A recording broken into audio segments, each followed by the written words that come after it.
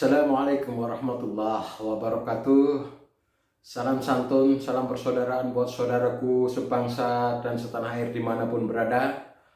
Kembali saya mengingatkan video yang pernah saya buat, dimana pernah saya sampaikan bahwasanya ketika Panji Gumilang sudah terjepit, maka dia akan mengaku dia seorang nasionalis. Berikut cuplikan videonya.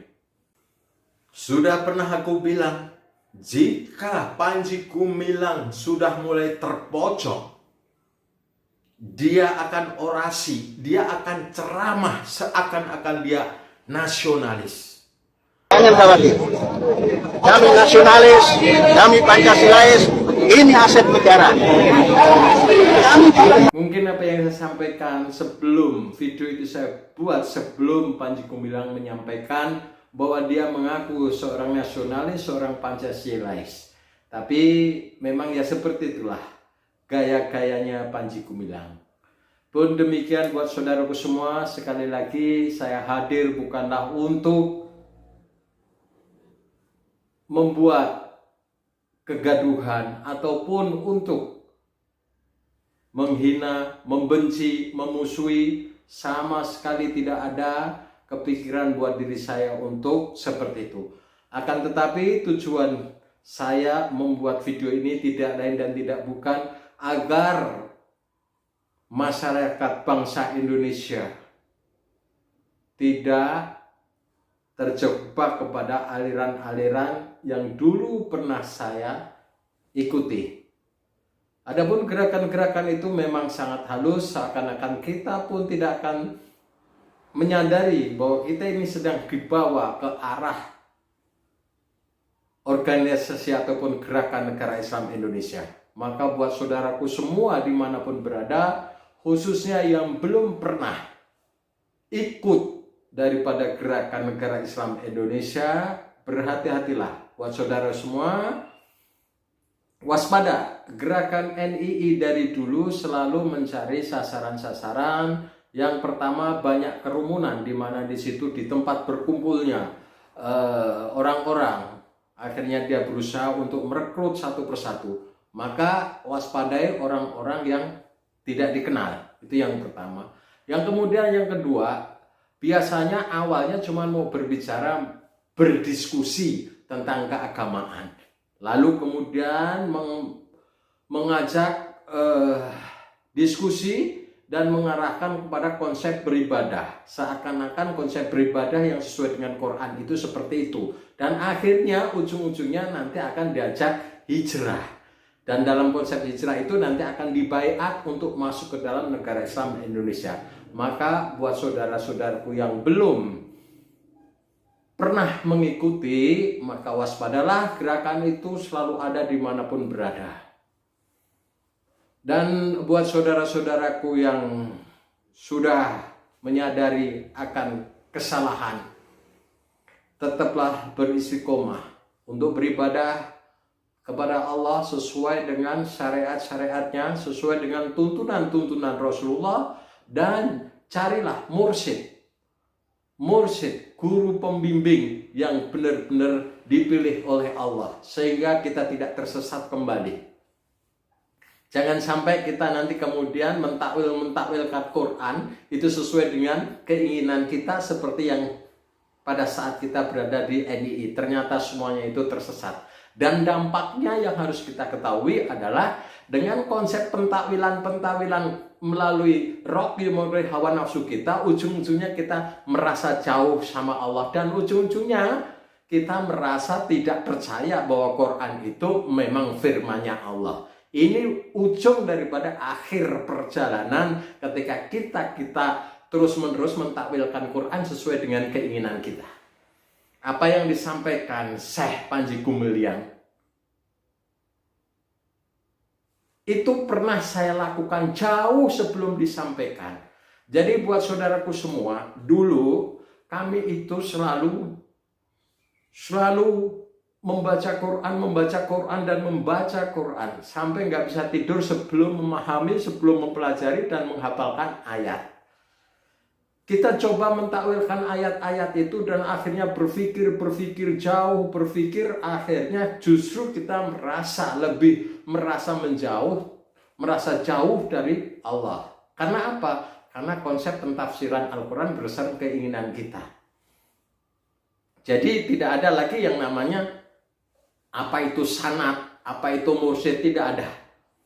Karena sesuai dengan keinginan kita, semau kita pentakwilannya, mau kemana, mau tujuannya mau umpamanya, mau mengajak orang untuk supaya masuk ke NII, maka kita berusaha mencari ayat-ayat itu untuk mengajak orang itu, mindset berpikirnya kita cekoki dengan Quran, kita doktrin dengan Quran agar dia masuk dan percaya bahwa itu adalah ketentuan Allah di dalam Quran. Nah, ini trik-trik yang seperti inilah yang harus selalu diwaspadai.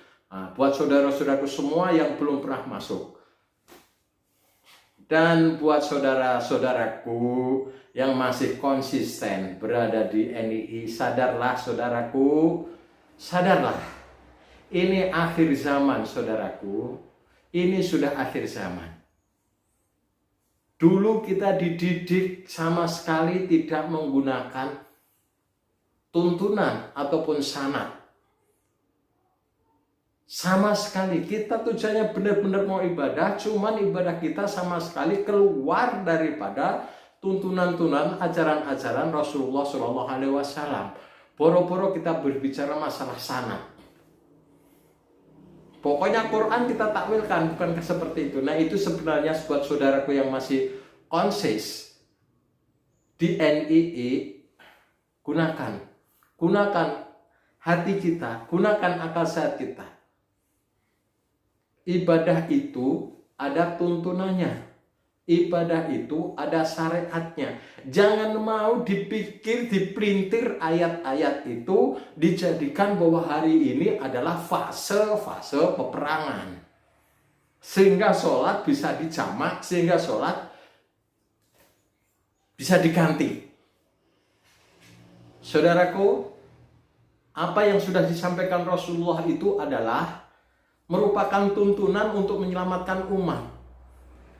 Dan itu adalah yang sudah ditetapkan, yang sudah disyariatkan oleh Allah, yang diajarkan oleh Rasulullah.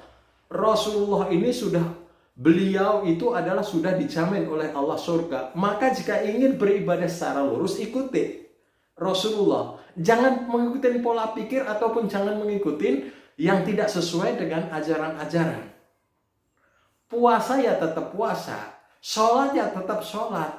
Jangan mau dikaburkan dengan pola pikir ini fase perang. Itu zaman Rasulullah fasenya perang. Rasulullah sudah menurunkan tuntunan, Rasulullah sudah mengajarkan. Jadi tidak perlu kita membolak-balikan ayat, membolak-balikan syariat-syariat itu dengan berdasarkan hawa nafsu.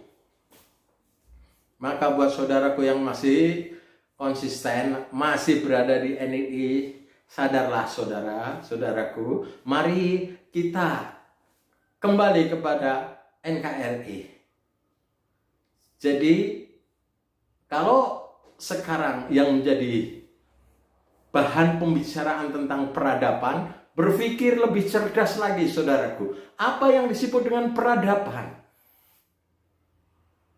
Peradaban itu asal kata dari kata adab, tata krama, sopan santun. Jadi kita tetap menggunakan etika tata krama sopan santun sebagaimana yang diajarkan oleh Rasulullah. Inama bu'itsu liutammima makarimal akhlak. Kita disuruh menyempurnakan akhlak, bukan akhlak yang harus mengikuti peradaban. Ini kebolak-kebalik. Gara-gara peradaban syariat dirubah mengikuti peradaban. Ini kan akal yang tidak sehat. Ini kan tidak waras. Sebuah aturan dirubah, sebuah tuntunan dirubah gara-gara mengikuti peradaban. Kemudian yang kedua tentang toleransi. Rasulullah dari dulu sudah mengajarkan toleransi. Bahkan Allah berfirman, lakum dinukum waliyadin, itu bukti adanya bukti toleransi. Bukan kemudian syariat mengikuti toleransi. Bukan seperti itu, dirubah ketentuan-ketentuan Allah gara-gara toleransi, gara-gara peradaban. Kita tetap harus hablum minallah dan juga hablum minan nas. Tapi jangan sekali-sekali gara-gara hablum minan nas kemudian merubah daripada ketentuan hablum minallah. Kita jangan otak kita jangan sampai dirancu, dibuat rancu. Tetap pegang prinsip al-haqqu min rabbikum, kebenaran itu datangnya dari Allah. Ini akhir zaman buat saudaraku semua. Maka wajar terjadi seperti ini. Ingat, ketika Allah menciptakan manusia, malaikat disuruh rukuk kepada manusia, disuruh sujud kepada manusia. Cuman ada satu malaikat namanya Azazil. Dia paham tentang Quran, dia paham tentang sejarah-sejarah nabi-nabi yang terdahulu, sirah-sirah nabi yang terdahulu. Dia menguasai, dia hafal Quran. Tapi Azazil tidak mau sujud, tidak mau mengikuti ketentuan Allah. Atau yang sekarang disebut dengan Dajjal. Nah, itu awalnya adalah malaikat Azazil namanya. Malaikat itu hafal Quran. Jadi jangan heran kalau hari ini banyak yang paham Quran tapi tidak mau melaksanakan. Nah, ini ada kaitannya dengan bahasa Yahudi. Nih, biar tahu semuanya, banyak yang terjadi simpang siur mengenai tentang Yahudi. Oke, apa yang disampaikan, ada sebagian orang-orang dari sana menjelaskan tentang Yahudi, bahwasanya Yahudi itu adalah orang yang mendapat petunjuk. Memang benar, Yahudi itu adalah orang yang dapat petunjuk. Sebagaimana yang sudah kita ajarkan, sebagaimana yang kita pelajari waktu di NII, Yahudi itu, yaitu orangnya, Hudi itu adalah petunjuk. Jadi orang yang mendapat petunjuk, tapi bukan berhenti di situ, saudaraku.